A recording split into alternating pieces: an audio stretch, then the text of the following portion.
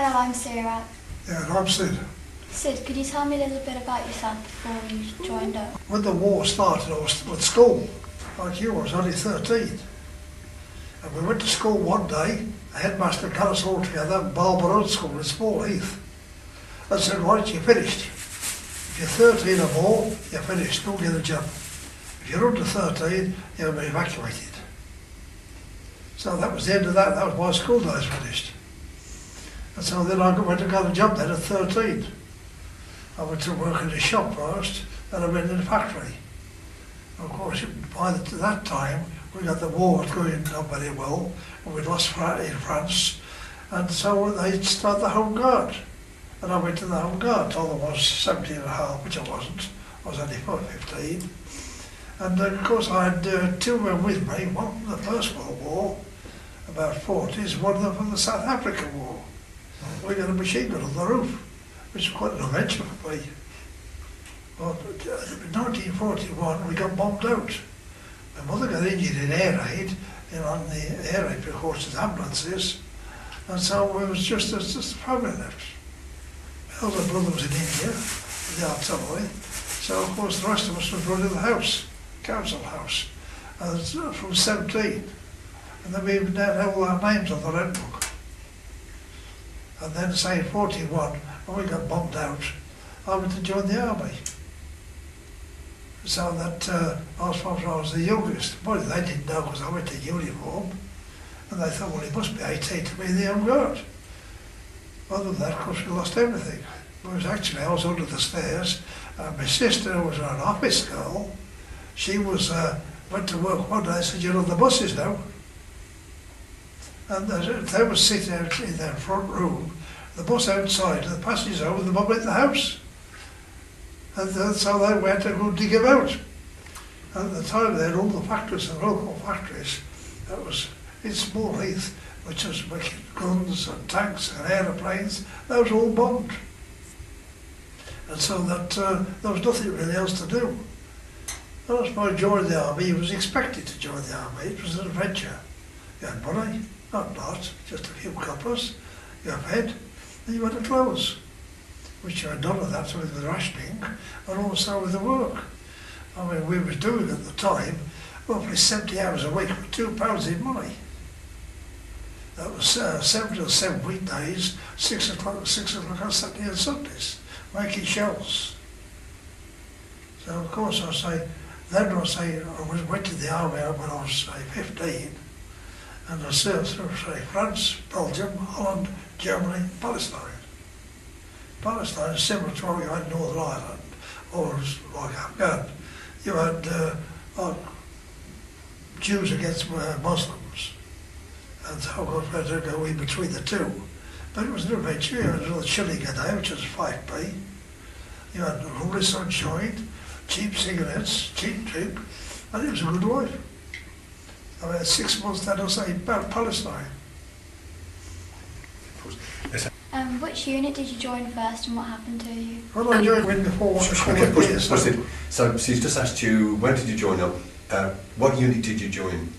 And what happened to you, right? So when I joined up at 15, I went to an army and I did 6 weeks training with the Reeves, which is the Royal Electrical Mechanical Engineers, a new regiment.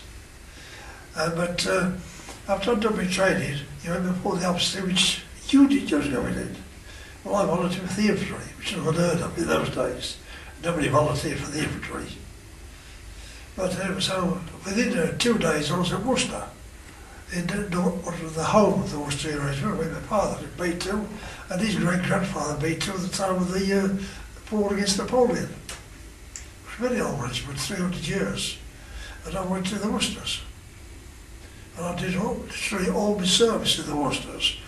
Although after the war, I went to the Palestine Regiment and also a couple of Irish regiments as a drill sergeant. So I believed you served on D-Day. Could you tell us about that? Being there, I'd say, was like secondary because we weren't supposed to be there.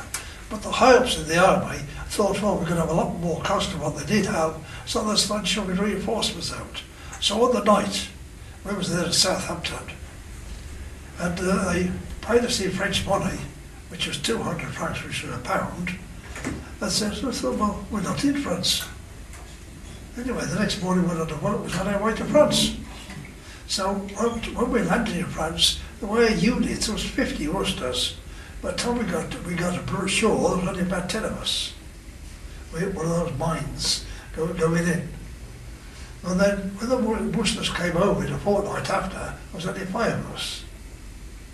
But we joined up with the Worcesters, but otherwise we was a reinforcement. And the part of 30 Corps, as I say, which was part of an army, and that there was a lot of people with us, but their regiments were there, where my regiment wasn't. And which beach? Oh, Sorry, my fault. which beach did you land We on? landed on Gold Beach. Okay, hang on, Sid. Right. The only way we knew it was there was a tank. Can you start again with that? We landed on Gold Beach. We landed on Gold Beach. The only way we knew all the explosions and the smoke and everything else going on was a tank, an English tank, on top of the hill. We managed to get ashore, and we did for him. By the time we got to him, there was nothing. We left. It's still there today as a tourist attraction. And so that none of us had really fought around before that. So for that night, we sort of lay port, it rained, and then wait for the next morning, although they sent patrols out. We was unfortunate that we was the first patrol to go out. But the next day they attached us to different regiments. We was attached to the Canadian troops at one time, then the Guards another time, and so on. Until eventually, it was about a fortnight after, I saw a tank coming up with our sign on. Right, that's us. And right, next thing we joined them with our own regiment again. I was with them then for the rest of the war. What happened to you after D-Day? Well, we was with the main infantry, which was all shortage of, and we went through them, through France, most of the battles in France. Then eventually we waited in Belgium for the parachutists to drop at Arnhem. And then we went through the Americans, Eindhoven, Nijmegen, and through to Arnhem. One of our battalions actually got to Arnhem. We got to the Lek, which is the river this side of Arnhem. But when we got there to 3 battalions, which was about 2,500 men, there was 200 of us came back from there. But we got there. But it was actually an infantry section on a tank. One of my colleague there, the Guards Armoured.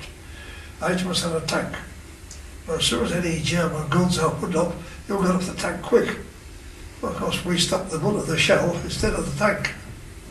That's how you was there, like say, a 6-foot tank, you couldn't get off quick enough and dive into the ditch. But it was quite interesting. And from there, I say, of course, we went through to Kiel, U-boat plants there, and then the day the war finished, we was at Bremerhaven, which was a big zoo, somewhat like our witch state.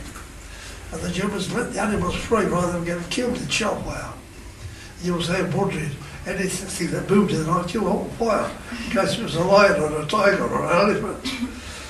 And then after the war, we went through to the war trials as guards. I turned the guard out to Eisenhower, de Gaulle, Churchill, the King, the Russian Prime President, and it was quite interesting. Met all the old German leaders. What was Nuremberg? Well, Nuremberg was a small town, and they got a barracks there, and a prison there, and they collected the old German leaders, military, civilian, and otherwise, and put them on trial. There would be the leaders from all the European nations who had been in the war, plus the Americans. And that was all tried, and the trials went on for months. We eventually, one were found guilty, were executed. And the Americans started executing them, but they made a hash of it, so they asked the British public executioner to go and hang them. We did it instantly. And that's how we can't come to meet Göring and a lot of the other leaders. Who was Göring? He was the leader of the German Air Force. He had been a pilot in the First World War. I don't know what we used to call the Red Baron. But of course, when Hitler came to power in the 30s, a lot of these old wartime First World War leaders became officers, generals, field marshals, admirals. And that's how we got most of his force, by employing a lot of these old people from the First World War. It was against the Europeans like British and French for beating them in the First War. I believe you helped to liberate the concentration camps. Could you tell us about that? Well, we'd heard from a civilian, a German civilian, there was a big camp a few miles up the road. The people were being killed, machine guns and just murdered. So they asked for volunteers. We had 2 tanks with a section of 8 men on each tank, and we rode out into the camp. But you could smell it before you got a mile away, the dead and the dying. And it was an awful place. And the mountains of dead, there was the ovens where they cremated them. But needless to say, some of the guys didn't manage to get away in time. We sorted them out. Until the military government came out and said you can't get killing them. But after all, from what they'd killed, which was during the war, probably 6 million, it was cheap. And they became cheap. The third German I came to, he said to me, he was wounded. He said, I've got Kinder, family, Frau, held the photographs up. Dick Shishin to me. That's your bad luck, Fritz. This is one of those things, when it's all those people there, dying, young men, young women, even children, boys and girls, and they were literally walking skeletons. So you think, right, the first one you come to, down he goes. And that was the liberation of Belsen. But actual fact that was only a small one compared to such a lot there was all over Europe. I mean, to the Germans, the Russians were second-class citizens. It was called Untermensch. They weren't allowed to breathe, they weren't allowed to eat or to drink. And the Jews were next. So of course, by the time we got there, the war was about over. Anybody came across, and would say Nick Shisha to me, they were the first there. And that was one of those things. You think about it now, but at the same time they deserved it. Sid, can you tell us a bit about your medals? Well, the medals were really on general issue. The first one, I would call it, was what they call the war medal. Which, if you was in operational theatre of war, you got that one. That was, say, Europe or the Far East. The next one was, say, it was France and Germany. If you had served in France, Belgium, Holland and Germany.